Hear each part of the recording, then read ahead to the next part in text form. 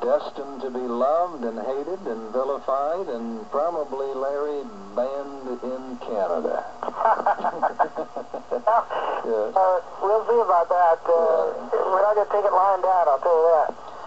We're going to get back to the phones, and with your questions, I'm asking you to make your question as brief as you can, and that way we can cover as many people as we can. Down in Corpus Christi, Linda, hi. Hello, I have two questions. I'll try to make it as brief as possible. Okay. First, I tuned in late. Exactly what is the Trilateral Commission, and does Vice President Bush have any connection with it? And the second question is, what is the, I think the Rockefellers own the Chase Manhattan Bank. What is their, why do they have such a big bank in Russia on Red Square? I'll hang up. Good points. Number one, you want to give a brief definition of Trilateral Commission? The Trilateral Commission is a contemporary tentacle of the Council on Foreign Relations and the Royal Institute for International Affairs to weld together the power, both political and economic, in Europe, North America, and now Japan. Japan always operated outside the scope of this until the creation of the Trilateral Commission, and now Japanese power interests, banking, and major corporations are now part of it. Didn't it really come out of the mind of Brzezinski, out of his book Between the Two Ages? Yes, Zygmunt Brzezinski was the intellectual and the practical godfather of the Trilateral Commission.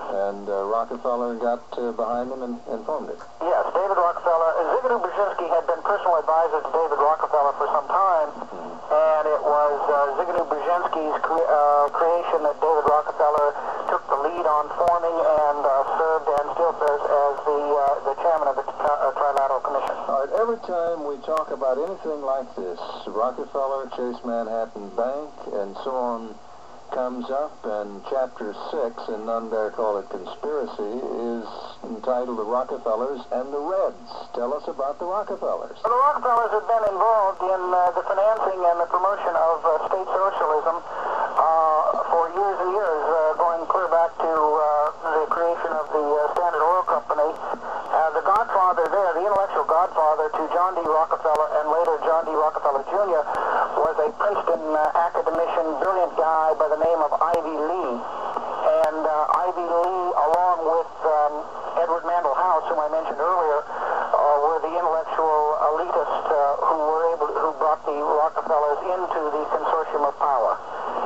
The Rockefellers have extended their reach and power beyond belief. In fact, in the new book, I take excerpts from a program aired on PBS by Bill Moyers called The World of David Rockefeller, where Moyers had traveled around the world with David Rockefeller in his private Grumman Gulfstream II, and some of the revelations that came across in that program are absolutely astounding. I read it. It's amazing, but Moyers looked at it and thought it was okay. You look at it and said it proves my point. Well, it's okay if you agree with it. Yeah. And Moyers obviously agrees with it because he's been part of it for a long, long time, since he was press secretary to Lyndon Johnson, and then has gone on to be a major mogul in the media. Moyers stands in awe of it. And I guarantee you, Marlon, if you were a amoral person, maybe not even a bad person, but just an amoral one, you would stand in awe of this power, and you would probably be drawn to it like a fly to the light. Just be hypnotized, mesmerized by it. Correct. Mm-hmm. Does David Rockefeller have a bank in Moscow? Yes, the first bank in Moscow was and is the Chase.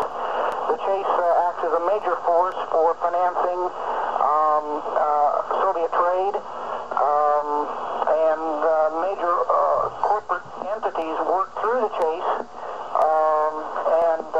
In fact, also in the new book, I talk about when Chase opened their bank and how many of the Politburo queued up to attend the cocktail party, and how delightful it all was for them. And you're saying,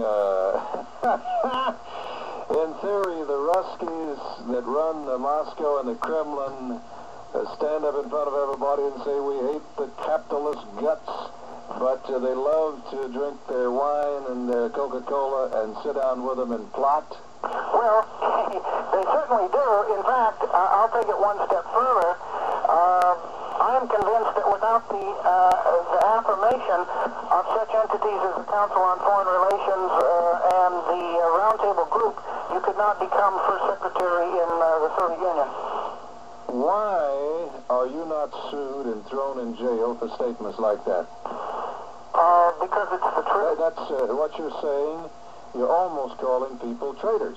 They are traitors. So you're not going to beat around the bush about it? No.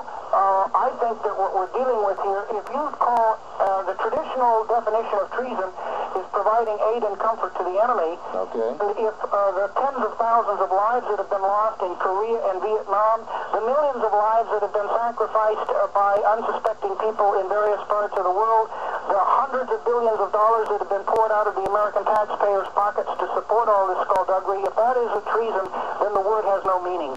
If the Russian government and the Kremlin today were not propped up with Western capital, would they crumble? They would crumble in a matter of a few short months.